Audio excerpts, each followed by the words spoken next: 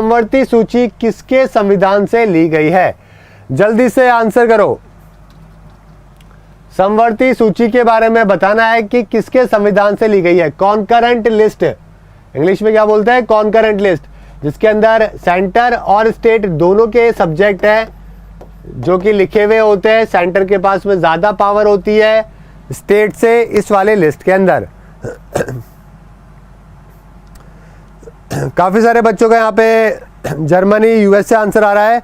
Answer क्या होगा दोस्तों? ऑस्ट्रेलिया आपका यहाँ पे बिल्कुल सही आंसर होगा, ध्यान रखिएगा। ठीक है, 3 लिस्ट के अंदर डिवाइडेड है हमारा, यूनियन, स्टेट लिस्ट और कॉन्करेंट लिस्ट, संविधान। और कौन सी? हमारे 7वें जो हमारी अनुसूची है उसके अंदर इसके बारे में लिखा हुआ है। कई तरीके के सवाल बनते हैं, कितनी विधायी अनुभाग कितने में है? पहला सवाल।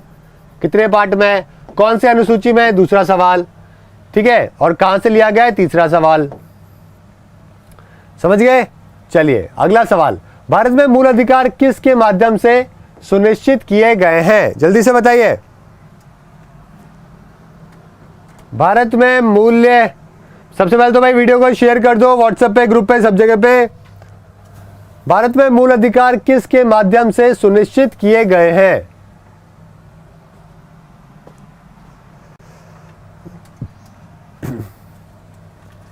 आंसर क्या हो जाएगा? यहां पे अगर मैं आंसर की बात करूं दोस्तों, तो यहां पे आपका जो आंसर हो जाएगा वो क्या हो जाएगा? Right to constitutional remedies. कल भी हमने क्वेश्चन किया था, हार्ट एंड सोल हमारे संविधान का, भाई यही तो होता है। ठीक है, तो यही हमारे क्या है दोस्तों, इसी के द्वारा ही, आर्टिकल 32 के द्वारा ही हमें इंश्योर होता है कि हमें फंडामेंटल राइट मिलेंगे। नहीं मिलेंगे तो कहां जाएंगे? हम जाएंगे कोर्ट के अंदर। कौन से वाले कोर्ट में जाएंगे? सुप्रीम कोर्ट में भी जा सकते हैं, ठीक है, और हाई कोर्ट के अंदर भी जा सकते हैं। समझ गए मेरी बात? चलिए आगे बात करते हैं। ठीक है, फंडामेंटल राइट कहां से लिए? हमने यूएसए के संविधान से लिए हैं। ठीक है, आर्टिकल 12 से लेकर 35 हमारे भाग 3 के अंदर, जिनको हम क्या बोलते हैं? भारत का मैग्ना कार्टा भी कहा जाता है। ये अपना है दूसरा सवाल दोस्तों, ये भी पेपर में पूछा जा सकता है। कौन से भाग में है? ये आपका तीसरा सवाल। ठीक है, चलिए, और आर्टिकल 32 भी आपको ध्यान रखना है, ये आपका चौथा सवाल। इस तरीके से 4 सवाल है जो कि आपके एग्जाम के अंदर यहां से बन सकते हैं। नेक्स्ट सवाल है, निम्नलिखित में से वे उपराष्ट्रपति कौन है जिन्होंने राष्ट्रपति का चुनाव लड़ने के लिए अपने पद से त्याग पत्र दे दिया था? बताइए।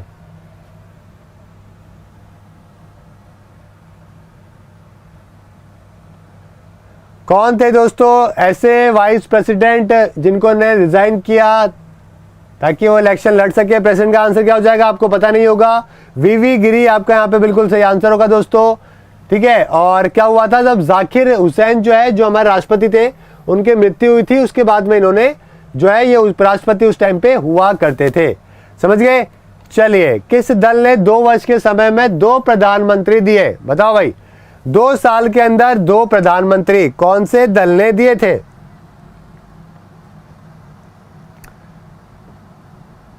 नो आइडिया, स्किप कर दिया करो, नहीं आए तो कोई दिक्कत नहीं है। आंसर की बात करें तो यहां पे दोस्तों आंसर आपका क्या होगा? जनता दल आपका बिल्कुल सही आंसर होगा। दोस्तों जनता दल ने 2 प्रधानमंत्री दिए, एक तो देवगौड़ा जी और इंद्र कुमार गुजराल 2 साल के अंदर। कांग्रेस ने दोस्तों 1996 का जनरल इलेक्शन हार गई थी, बीजेपी सिंगल लार्जेस्ट पार्टी बनी। ठीक है, तो ये भी आपको पता होना चाहिए। फ्रंटल वर्षा किस कारण से होती है? जल्दी से बताओ,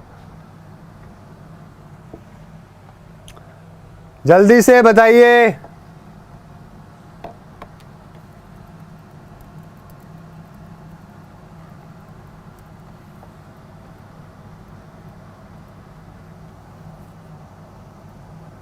देखो 3 तरीके की इंपॉर्टेंट रेनफॉल होती है दोस्तों।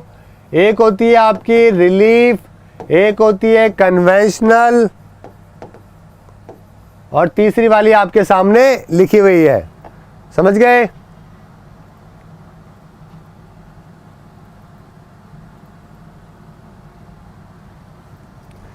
ठीक है,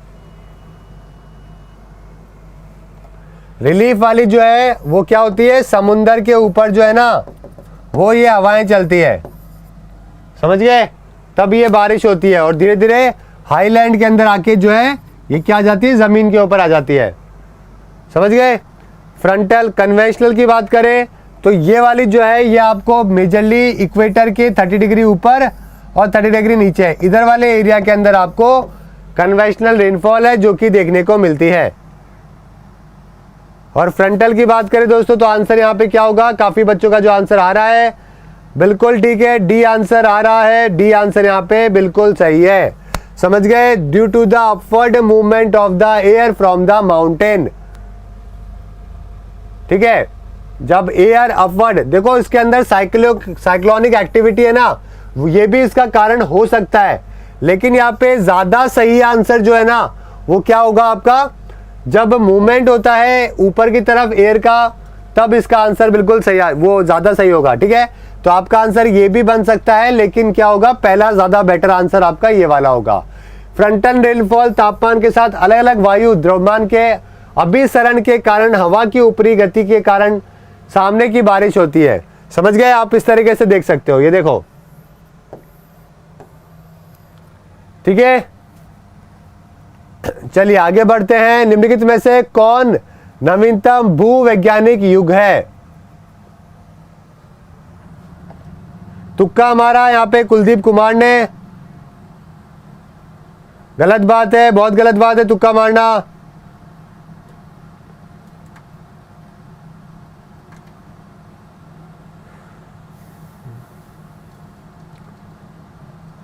मोनाजीर ने सिंपल सी बात बता दी, फ्रंटल का मतलब अपवर्ड, बस आंसर निकाल लो वहां से, बिल्कुल ठीक है। चलिए तो यहाँ पे जो आपका आंसर होगा गाइज, यहाँ पे आपका क्रिटेशियस आपका बिल्कुल सही आंसर होगा, जिस टाइम पे आपके डायनासोर खत्म हो चुके थे, नियर बाय 150 मिलियन से 60 मिलियन ईयर अगो तक की ये बात है। तो आपका आंसर यहाँ पे सबसे लेटेस्ट इन तीनों में यही है। देखो दोस्तों होता क्या है दोस्तों, 3 पार्ट के अंदर हम डिवाइड करते हैं। सबसे पहले तो पीएमसी से आप याद कर सकते हो, पीएमसी सबसे पहले, ठीक है, पैलियोजोइक, मेसोजोइक और कैनोजोइक। अब इसके अंदर डिवीजन होता है, देखो पैलियोजोइक जो है 406 मिलियन साल पहले, ठीक है, उसके अंदर क्या होता है, डोवोनियन, ठीक है, कार्बोनिफोरस, फिर परमेनियन, फिर ट्राइसिक आता है, जुरासिक आता है, ठीक है, फिर क्रिटेशियस। ये देखो लेटेस्ट इसके अंदर कौन सा है, लेटेस्ट वाला जो है इसके अंदर दोस्तों ये वाला ही है, लेटेस्ट यही है। तो आपका आंसर क्या हो जाएगा, क्रिटेशियस आपका यहाँ पे बिल्कुल सही आंसर हो जाएगा। ये देखो इसकी रेंज, समझ गए, ध्यान रखिएगा। अगला सवाल, और पेपर में ये भी पूछते हैं यहाँ पे कि इन तीनों के अंदर से पहला कौन सा था, बाद में कौन सा था। तो भाई पीएमसी से याद कर लो, पी सबसे पहले, फिर बाद में मेसो, फिर सी, ठीक है। तो पीएमसी से याद कर लो, इसका पीरियड पेपर में बहुत बार पूछते रहते हैं। चलिए, नक्शों पर क्षेत्रफल मापने के लिए यंत्र को क्या कहते हैं, बता दो भाई, आंसर क्या होगा। इसका एक और नाम है, आपको बता रहा हूं मैं, एक और इसका नाम है जो कि पेपर में कई बार आता है, प्लेटोमीटर। तो प्लेटोमीटर अगर किसी को पता होगा तो प्लेनीमीटर भी ठीक है, ऐसा कोई दिक्कत नहीं है।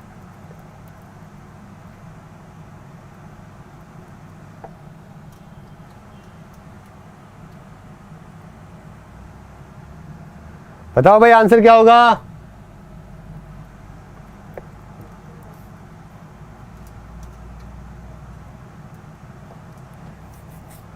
देखो आंसर यहां पे क्या होगा, प्लेनरी मीटर ही आपका यहाँ पे बिल्कुल सही आंसर होगा, ठीक है। पेंटोमीटर जो काम में आता है वो कॉपी करने के काम में आता है, कॉपी करने के कोई भी प्लान को, ठीक है, कॉपी करने के काम में आता है, ड्राइंग करने के काम में आता है डिफरेंट स्केल में। लेकिन यहाँ पे मापने की बात कर रहे हैं जब, तो अपना प्लेनीमीटर है जो कि काम में आता है, समझ गए, ध्यान रखिएगा। ओपिसोमीटर की बात करें तो ये किस लिए आता है, अगर किसी भी कर्व्ड लाइन को मेजर करना है तो क्या काम आएगा दोस्तों, ओपिसोमीटर काम आएगा। आइडियोग्राफ तो कुछ भी नहीं है, ये 3 आपको ध्यान रखना है। पेंटोमीटर है कॉपी करने का कोई प्लान, ठीक है, और ओपिसोमीटर है किसी कर्व्ड लाइन जो होती है ना उसको मेजर करने के काम में आता है, और प्लेनोमीटर या फिर प्लेंटोमीटर आ जाए तो ये क्षेत्रफल के नापने के काम में आएगा। इस तरीके का ये डिवाइस होता है, आप देख सकते हो उसको। चलिए नेक्स्ट सवाल है, कायबर दर्रा किन दो देशों को जोड़ता है? जल्दी से बताओ भाई, सिंपल सा क्वेश्चन है। कायबर पास के बारे में।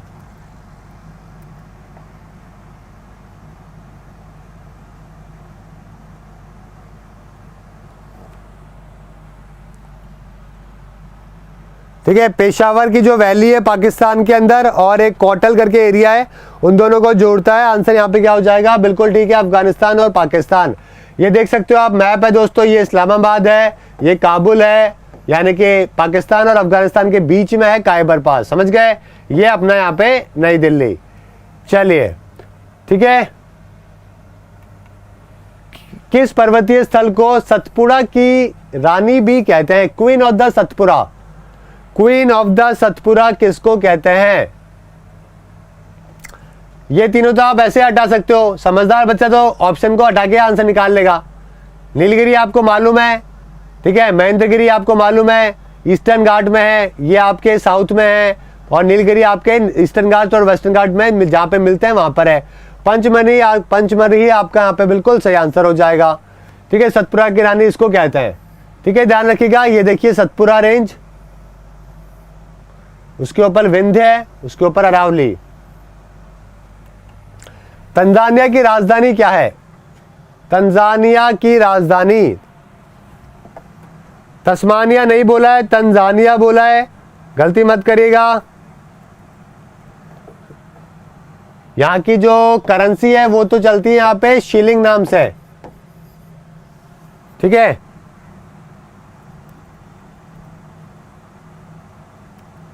बताओ भाई, तस्मानिया जो है वो ऑस्ट्रेलिया के जस्ट नीचे है, और तस्मानिया की जो राजधानी है उसका नाम है हॉबर्ट।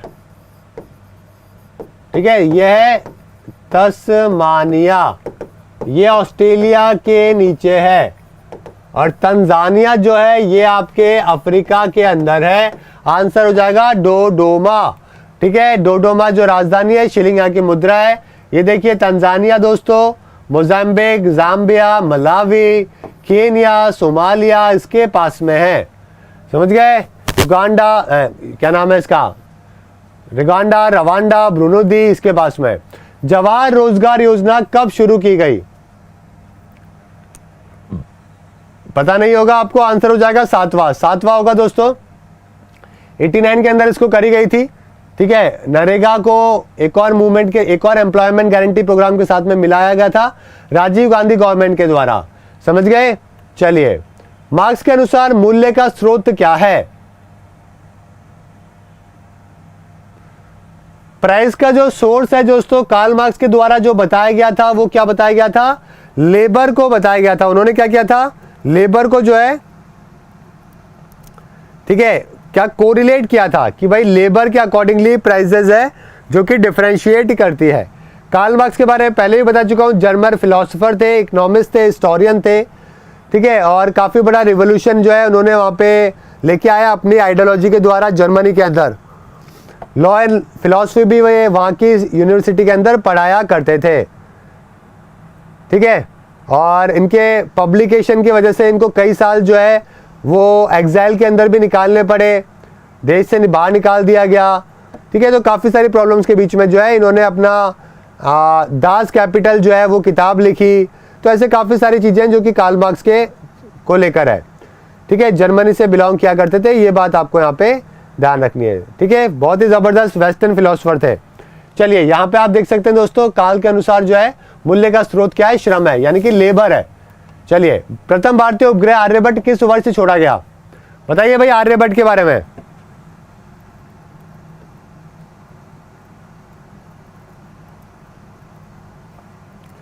आर्यभट्ट के बारे में बताइए। भारत की पहली सैटेलाइट दोस्तों 19 अप्रैल को लॉन्च करी गई। कब? 19 अप्रैल 1975 के अंदर, ठीक है, रशियन रॉकेट था, ओके, उससे लॉन्च करी गई। और कोसोमो लॉन्च व्हीकल का नाम क्या था? जो लॉन्च व्हीकल था ना, जैसे कि अपने PSLV है ना आज, उस टाइम पे कोस्मोस करके होता था, कोस्मोस 3M करके लॉन्च व्हीकल था, लॉन्च व्हीकल जो यूज किया गया था, ठीक है, कॉस्मोस करके लॉन्च व्हीकल है जो कि यूज किया गया था, समझ गए। 1972 के अंदर जो है इंडिया और सोवियत यूनियन के बीच में जो है एग्रीमेंट साइन हुआ था, समझ गए। और उसके भारत ने क्या दिया था उसके बदले यूएसएसआर को, कि वो भारतीय पोर्ट के द्वारा ट्रैक कर सकता है शिप को, है ना, और उसके बदले में वो भारत की सैटेलाइट को लॉन्च करेगा, ठीक है। तो ये दोनों के बीच में एग्रीमेंट है जो कि किया गया था, ठीक है। चलिए आगे बढ़ते हैं। कई बार जो है आपसे लॉन्चिंग साइट भी पूछ लेते हैं, अगर और सबसे मुश्किल सवाल आएगा तो वो लॉन्चिंग साइट का आएगा। तो कैपुस्टीन यान करके एक जगह थी रशिया के अंदर, वहां से इसको लॉन्च किया गया था, समझ गए। चलिए ये देखिए यहां पे लिखा हुआ भी है, ये सैटेलाइट थी अपनी इंडिया की पहली, आर्यभट्ट। गांधी को प्रभावित करने वाली पुस्तक अंडू दिस लास्ट दोस्तों किसके द्वारा लिखी गई थी? काफी बच्चों को पता होगा, आंसर क्या हो जाएगा यहाँ पे, जॉन रस्किन, ठीक है, जॉन रस्किन के द्वारा इस किताब को लिखा गया था। इक्ता सिस्टम को दोस्तों किसके द्वारा खत्म किया गया? इक्ता सिस्टम को खत्म किया गया था दोस्तों अलाउद्दीन खिलजी के द्वारा, ठीक है। तो अलाउद्दीन खिलजी जो कि फर्स्ट सल्तनत थे दोस्तों, परमानेंट स्टैंडिंग आर्मी बनाई गई थी, ठीक है। फर्स्ट सल्तनत के लीडर नहीं थे, ग्रेटेस्ट लीडर की बात करें, अगर बड़े लीडर की बात करें तो अलाउद्दीन खिलजी उस टाइम पे सुल्तान के अंदर हुआ करते थे। इक्ता सिस्टम को इन्होंने अबॉलिश किया गया था जो कि इल्तुतमिश के द्वारा स्टार्ट किया गया था, जिसके अंदर ठीक है, और उसके बाद में सैलरी कैश में देने लगा। सुभाष चंद्र बोस के बाद में आईएनए का मुख्य कमांडर कौन बना?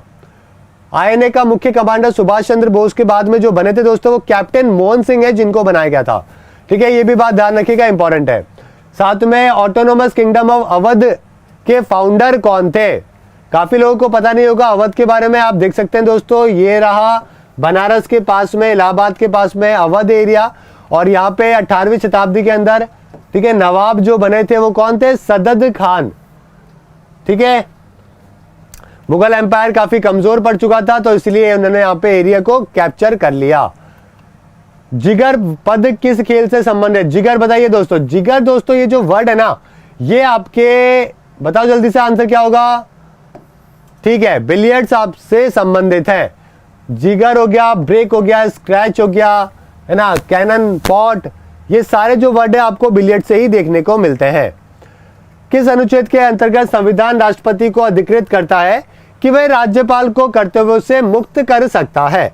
पहले तो अपने पहले ही बेचारा जो गवर्नर बनता है इतना बुजुर्ग आदमी बनता है कर्तव्यों से मुक्त होके, और प्रेसिडेंट के पास में पावर है कि वो जब चाहे राज्यपाल को क्या कर सकता है, घर बैठने के लिए बोल सकता है, बोला आराम करो, भजन कीर्तन करो। ये अनुच्छेद 160 के अंदर है दोस्तों, ठीक है। अनुच्छेद 107 के तहत राष्ट्रपति को यह पावर मिलती है।